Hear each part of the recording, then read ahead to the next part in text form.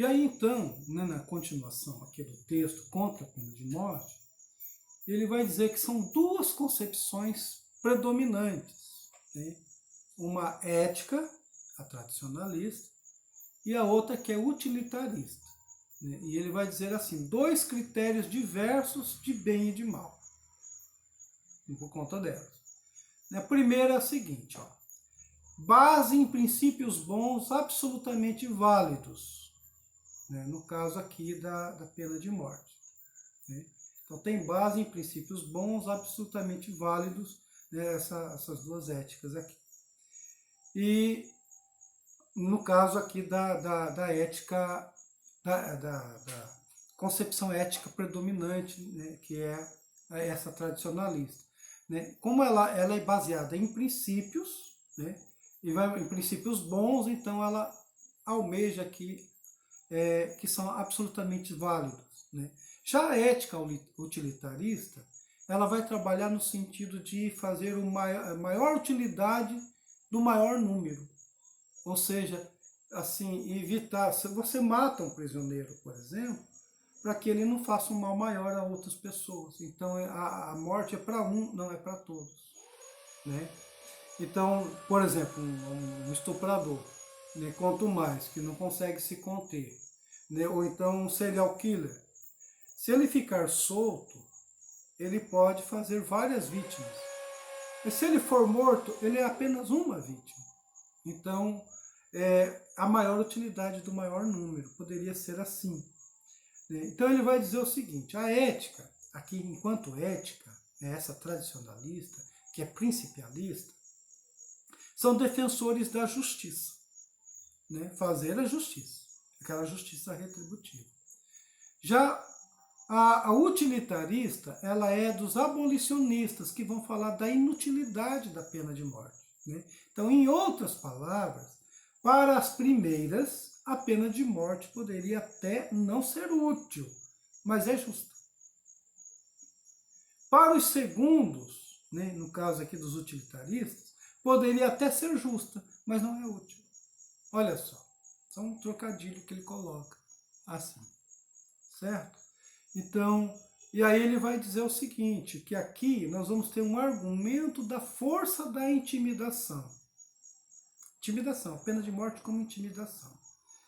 E aí ele vai dizer assim, olha, é preciso que a gente fizesse pesquisas para verificar, né, se de fato, onde há pena de morte, se há menos crimes, se as pessoas são de fato intimidadas, né, com a pena capital. E ele vai dizer, as pesquisas ainda não nos dão esses argumentos, né, não nos autoriza, não são convincentes. Os resultados não são convincentes. Ele diria isso. Então, e mais outra coisa, ele vai falar aqui de pesquisa de opinião. Em relação à pena de morte, não se trata de uma pesquisa de opinião, de fazer um plebiscito.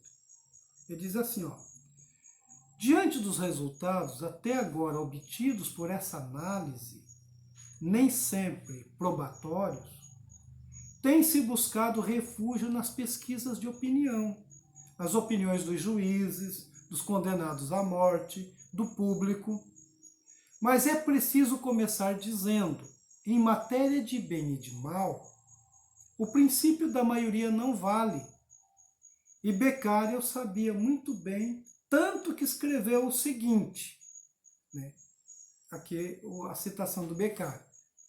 Se me opusessem o exemplo de quase todos os séculos e de quase todas as nações que puniram alguns delitos com a pena de morte, responderia que esse exemplo se anula em face da verdade, contra a qual não há prescrição, que a história dos homens nos dá a ideia de um imenso arquipélago de erros, entre os quais sobrenadam poucas e confusas e a grandes intervalos de distância algumas verdades.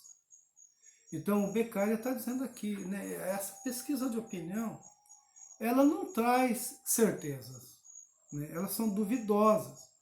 E mesmo porque as pessoas, toda pesquisa de opinião, ela é volúvel de acordo com o momento. Então ele vai dizer o seguinte, provam muito pouco, né? Estão sujeitas a mudanças de humor das pessoas que reagem emotivamente diante dos fatos de que são espectadores. Então, por exemplo, se a gente passar na televisão, como o Jornal Nacional faz, e muita gente faz, o Datena, e diversos âncoras de um pseudo-jornalismo, se passar o tempo todo sobre corrupção, mortes e crimes, etc., e no final daquela semana colocar uma pesquisa, um plebiscito, é óbvio que as pessoas vão fazer opção pela pena de morte. Vai dar assim, em massa. Como dá em política, assim, quando a televisão ferrenhamente, o tempo todo, fica macetando uma determinada personalidade política. É claro, vai criando na população um ideário contra aquela pessoa. Então, contra o crime aqui também. Então, varia de acordo com a maior ou menor tranquilidade. Então, se é uma onda de crimes, as pessoas vão estar favoráveis à pena de morte. Se não, o contrário. Eu estava lendo outro dia, porque eu estava preparando aqui um material para falar sobre o fascismo. Nos Estados Unidos, as propagandas que fazem contra os imigrantes e contra cidadãos negros, então levam as pessoas assim, numa pesquisa que as pessoas fazem, formatam de tal forma a opinião pública que psicólogos sociais fazem pesquisas. Assim, a facilidade com que as pessoas condenariam, por exemplo, um criminoso negro. E como elas têm dificuldade de ter a mesma postura quando o criminoso é branco. Porque pintam um negro, quando é crime de negro, passam maciçamente na televisão. Então, a opinião pública ela é volúvel. As pessoas manipulam a opinião pública. Então, não é assim um dado confiável, não é um recurso confiável. Ele está dizendo aqui, eu estou tentando explicar isso, de acordo com o que ele está colocando. Então, um exemplo que ele vai dar aqui é de um filósofo chamado Croce, o Croce, o Benedetto Croce. É um filósofo italiano, inclusive da área da estética, mas também da história. Ele escreve um livro chamado História da Itália. Então ele diz assim, em 1889, houve a abolição da pena de morte no Código Penal de Zanardelli, lá em 1889. Em 1928, esse filósofo, o Croce, ele escreveu História de Itália. E ele escreve bem assim, a abolição da pena de morte tornara-se um dado dos costumes, e que a simples ideia de restauração da pena capital era incompatível com o sentimento nacional. Isso em 1928, o Croce escrevendo a respeito desse livro, desse Código Penal de Zanardelli. Mas o Croce errou. O que o Bobbio está querendo mostrar com esse fato é que alguns anos depois, ele está dizendo aqui, o sentimento nacional, ele está fazendo apelo à população italiana. Mas ele vai dizer que isso aqui, alguns anos depois, não impediu que o fascismo viesse. E o fascismo restaurou a pena de morte, sem nenhum problema de opinião pública. Ele diz assim, poucos anos depois, o fascismo restaurou sem grandes abalos na opinião pública, com exceção de protesto estéril de alguns antifascistas. É como hoje, aqui no Brasil. Se pensar em pena de morte, passar isso no Congresso, os apoiadores de Bolsonaro quase na íntegra vão apoiar a pena de morte. E claro, e aqueles que são tidos como dos direitos humanos, uma certa ala da esquerda, que tem muita gente de esquerda que apoiaria a pena de morte, obviamente. Em países onde o comunismo existiu, pena de morte também foi praticada. Então não é uma coisa só de direita, é uma coisa realmente das pessoas. Não é uma questão só de viés político. Mas nós teríamos aqui algumas pessoas dos direitos humanos, da ONU, enfim, fazendo protestos, dizendo que isso aí seria anti-humano e assim por diante. Mas não teria problema de passar, eu imagino. Porque muita gente faz assim. Com vocês eu não tive a ocasião, né, de fazer um levantamento de quem é favorável ou não à pena de morte. Em outras aulas presenciais eu fiz isso. Em algumas turmas a pena de morte ganha, em outras não. Né? Assim, é sempre uma surpresa. Né? Então em algumas ela passa, em outras não. De tal forma que se fizesse um plebiscito aqui só em Gurupi, eu acho que eu tenho dúvidas se a pena de morte não retornaria. Então, entre eles, o Paulo Rossi, o ministro da República e presidente da Corte Constitucional, é um político, né, mas também um cara do direito, que escreveu um livro chamado La Pena de Morte, né, e sua crítica. Né, enfim, lá em 1932 ele escreveu esse livro, também condenando a pena de morte. Né, ele era um desses antifascistas que escreveu isso, mas apesar disso, né, o fascismo não teve problema em restaurar a pena de morte. Bom, e aí ele passa a dizer o seguinte, o lado débil do argumento utilitarista, né, o lado fraco, né, que é justamente este argumento aqui, né, que é o menor poder de intimidação. Né, os utilitaristas, de uma forma geral, falam, não, olha, pena de morte não barra crime, então não tem esse poder todo de intimidar. Ele vai dizer, esse argumento também é fraco. Por quê? Porque também depende de contestação. É tão ambivalente quanto o contrário. E a pergunta que ele faz é o seguinte, bom, tá certo, se eu fizesse a pergunta para vocês, né, quem é favorável ou não à pena de morte, eu tenho certeza que eu ouviria de vocês a seguinte resposta, de muita gente. Olha, eu sou contra a pena de morte aqui no Brasil, porque o nosso sistema jurídico é falho e nós condenaríamos pessoas inocentes, né, e só pobres, talvez, que não teria recurso a um bom advogado, pagariam com isso. Então, nós não temos um sistema que seja seguro para a gente ter uma aplicabilidade da pena de morte. Essa seria a resposta. Então, o que é sintomático, porque muita gente não é necessariamente contra a pena de morte, mas contra, assim, a ineficácia da operacionalização, da administração dela. Então não é contra a pena de morte. Não é contra a pena de morte porque a gente não deva matar as pessoas, mas é contra porque o Estado seria inoperante. E a pergunta que a gente deveria fazer na sequência é, mas e se o Estado fosse? E se houvesse garantia? Então é a pergunta que ele faz aqui, ó. Caso a pena de morte tenha maior poder de dissuasão, deve ser mantida ou restabelecida.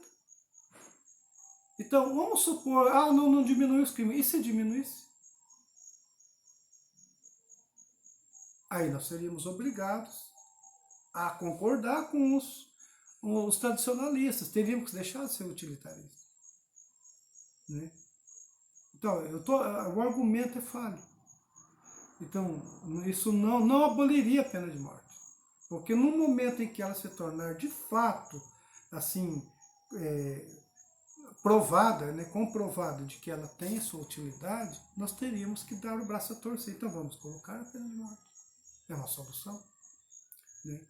E tem outros argumentos secundários que ele vai colocar. Que são argumentos que vocês já leram a respeito, sabem, né, por que a pena de morte é um problema. Né? O primeiro deles é a irreversibilidade da pena. Então, se ela é irreversível, quer dizer o seguinte, a pena de morte é uma pena de morte para não ter mais, a pessoa que foi condenada não tem outra chance mais. Então ela é irreversível. Né? O segundo caso que decorre deste aqui é a irreparabilidade de um erro judiciário. Então, como ela é irreversível, se você executou um inocente, aí houve um crime do Estado, crime que a sociedade também não vai conseguir reparar. E o pior de tudo, quem você mata quando se matou um inocente? E ocorre. Nós temos prisioneiros inocentes, né? Assim, dados mesmo assim. E não são raros.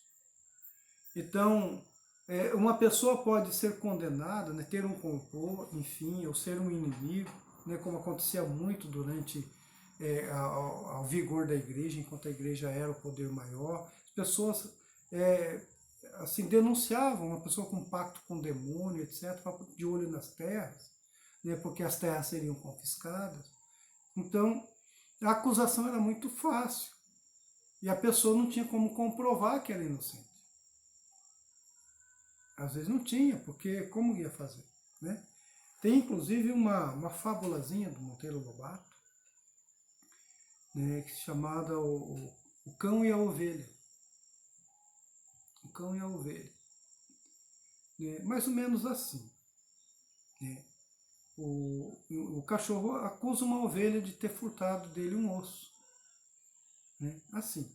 Né? Um cachorro de maus bofes acusou uma pobre ovelhinha de lhe haver furtado um osso. Para que furtaria eu esse osso, se eu sou herbívora e um osso para mim vale tanto quanto um pedaço de pau?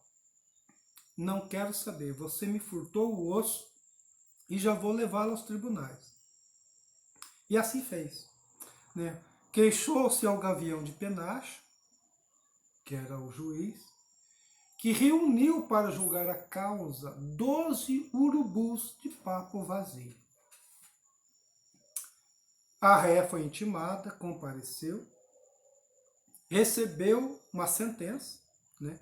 Ou você devolve já e já o osso, ou condenamos você à morte.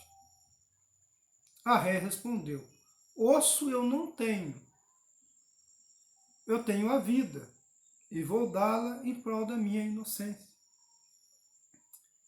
A ré, né, foi morta, né, o cachorro sangrou a ovelha, espotejou a ovelha, pegou um quarto da ovelha para si e entregou o restante aos juízes em troca de custas.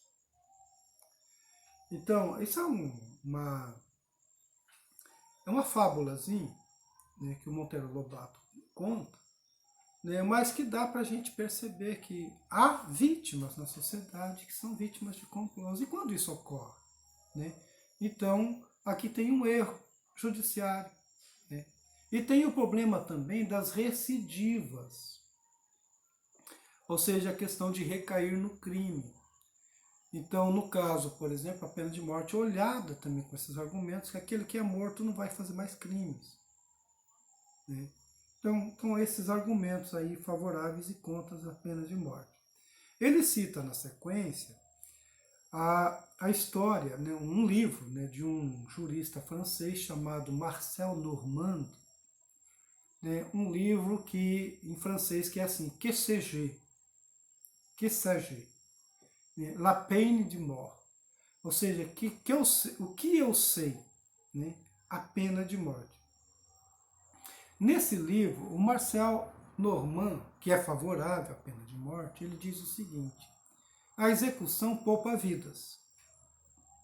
Para poupar vida inocente, sacrifica-se a vida culpada. E continua ele: enquanto os abolicionistas se põem ao lado do criminoso, os anti-abolicionistas se põem ao lado da vítima. É aquela velha história que até hoje se repete. Que eu estava falando, por exemplo, daquela filósofa, né, Ayn Rand, né, que aqueles que defendem criminosos promovem um insulto às vítimas. Então, é aquela velha história de achar que você está sempre polarizado numa situação, de que falar contra a pena de morte é um desprezo pelas vítimas, né, de um criminoso. Não é bem isso. Né? Ou então, pior ainda, é você colocar, né, assim, agentes dos direitos humanos como se fossem apenas defensores de bandidos. Quando, na verdade, os direitos humanos surgem, né, e o Bobbio é um defensor dos direitos humanos, por isso esse livro dele se chama A Era dos Direitos. Né? Os direitos humanos surgem para defender os cidadãos, a população civil, das tiranias do Estado. É por isso que os direitos humanos vão falar contra as ditaduras, sejam elas de direita, sejam elas de esquerda. Porque tem ditaduras para todos os gostos. né? Para todas as ideologias tem.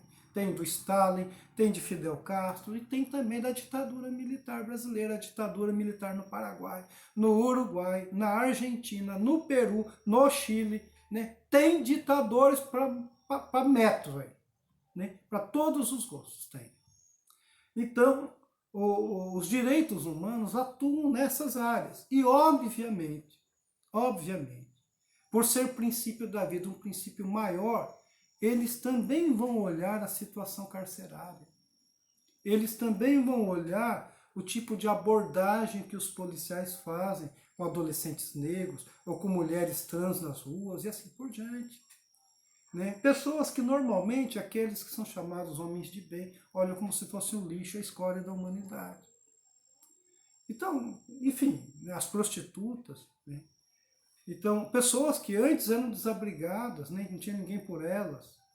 Então, nesse sentido que se coloca a situação. Né? E as garantias institucionais das pessoas, né? Antes de serem condenadas, elas têm o direito, elas são presumidas como inocentes. Esse é um princípio básico na questão do direito e de direitos humanos. Isso não é defender bandido. Né? Embora que muita gente, né, pelo dinheiro que tem, etc., podem até se aproveitar dessa situação. Né? Mas em nome de vítimas que por acaso não teriam isso, é até bom, às vezes, assim, que a gente corra esse risco, mas que a gente não, né, aumente o número dos inocentes assim injustiçados por conta disso. Né? Aquela história, eu quero caçar um coelho numa horta, né, como numa fábula de La Fontaine, né, não importa em que estado vai ficar a horta, mas deixa que eu pegue o coelho. Não, não é bem assim. Então, é esse o sentido aqui. E aí, então, no caso, a pena é inútil. Ele vai dizer, não serve para diminuir os crimes de sangue. E aí a pergunta que ele faz, e se conseguisse? Então, esses argumentos, eles são assim ambíguos, né? Eles são fracos. E aí, o Norbert Elias me surpreende aqui no texto, né? Porque ele é um filósofo, é um texto de filosofia. E o argumento que ele coloca aqui não tem nada a ver com a filosofia. Nada a ver. Então ele vai dizer, senão, se todos esses argumentos têm um ponto falho, têm um lado débil, né? Ele vai dizer que então nós precisamos arranjar um outro argumento. Qual seria esse argumento? O argumento é religioso. É um dos mandamentos lá da lei de Deus, que está lá na Bíblia, lá no Antigo Testamento, inclusive. Né, que está lá na lei de Moisés, é não matarás. Que é um valor absoluto, dado à vida. A vida tem um valor absoluto. Né? E depois da ressurreição de Cristo, a vida humana tem um valor absoluto. Por quê? Porque a ressurreição de Cristo é para todos os homens, os santos e os pecadores, né? Os inocentes e os condenados. Então, a vida humana em si, ninguém tem um preço sobre ela. Então, não matarás, em hipótese alguma. É essa situação que ele coloca. Então, não é um argumento já filosófico, ele saiu justamente aqui. Então, poderia até dizer que é uma legítima defesa individual e coletiva, né? Então, se coletiva, ela vai ser mediatizada, é o Estado que vai fazer. Então, ele diz assim, um homicídio que requer executores, pessoas autorizadas a matar. Então, se fosse mediatizada, nós teríamos que ter carrascos. Aqui no Brasil, se a gente voltasse com a pena de morte, nós teríamos que colocar lá, entre os cargos destinados a concurso público, o cargo também de carrasco. Né? E na carteira profissional das pessoas, eu sou carrasco. Né? E qual é o salário do carrasco? Tá certo? Então, ele cita aqui um outro escritor chamado Charles Duff, né, que escreve um livro chamado Manual do Carrasco, né, dizendo que o carrasco é como um cão fiel à sociedade. Então, ele é o cão caçador, né, o cão que vai fazer esse papel. E aí a pergunta que não deixa de ser feita. Né, é uma pergunta que só os filósofos fazem. E o caso do carrasco que se torna também assassino? Então, por exemplo, o Estado é a lei. E quando o Estado se torna também alguém fora da lei? impune. Né? Qual é a intimidação? Né? É a questão do carrasco, é o amor do carrasco. Né? Então, quem vai ser o carrasco do carrasco? Vocês não podem perceber isso aqui, esse tipo de argumento está num livro de literatura alemã, né, que virou filme, inclusive, chamado O Leitor. Lá ele trabalha essa ideia. Né? Quando o carrasco se torna carrasco do carrasco. E aí não procura ver as razões também do carrasco. Né? Que é uma mulher analfabeta que só encontrava trabalho aí, onde ela não precisava mostrar que era analfabeta. Enfim, dê uma olhada para vocês verem. No livro é mais interessante, porque é um advogado, né, que se interessa por ela, né, que tem caso com ela. Ele acaba também colocando essas duas coisas para serem pensadas. Né? Então ele diz assim, o Estado não pode colocar-se no mesmo plano do indivíduo singular. Então o Estado, ele é algo imediato, ele é reflexivo, ele é racional. Então, se fosse imediato, né, se houvesse pena de morte, o Estado então se coloca entre a população entre a vítima, né, e o criminoso. Então, o Estado é que poderia fazer isso, né, se por acaso fosse feito. Então, o Estado, ele, no caso o direito, né, o penal, onde é assim, o tribunal, ali é o Estado em exercício, ali é racional, é reflexivo, tem o devido distanciamento dos fatos. Ali não deve funcionar a emoção. É diferente do indivíduo, onde tem raiva, tem paixão, tem um interesse. Eu costumo dizer assim, né, um pai de família que tem uma filha estuprada, é claro que na cabeça dele, aí é perfeitamente entendível, né, a emoção dele vai pedir uma execução imediata. Uma pessoa que vê uma cena de violência, a raiva é imediata. A gente quer justiça logo ali no ato. Mas o Estado não é esse indivíduo. Né? E é justamente, ele tem que praticar a justiça justamente com esse devido distanciamento. Por isso, né, o ministro do Supremo Tribunal Federal, Marco Aurélio, quando ele falava do impeachment da Dilma, as pessoas queriam assim o Supremo trabalhando, né, fazendo as coisas, né, e resolvendo logo, condenando as pessoas. Ele dizia nas entrevistas, olha, vocês estão querendo justiçamento? Não é justiçamento. É um processo legal, as pessoas têm o direito de apresentar defesa, têm direito também, o Estado, né, os acusadores de apresentar suas razões, né, tem que deixar, né, o curso das coisas. E a denúncia é esta, então tem que apresentar provas, o argumento em torno desta denúncia.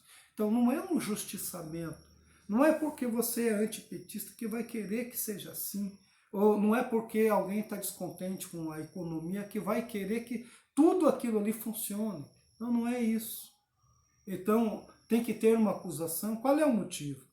Qual é o crime? É isso que tem que ser julgado.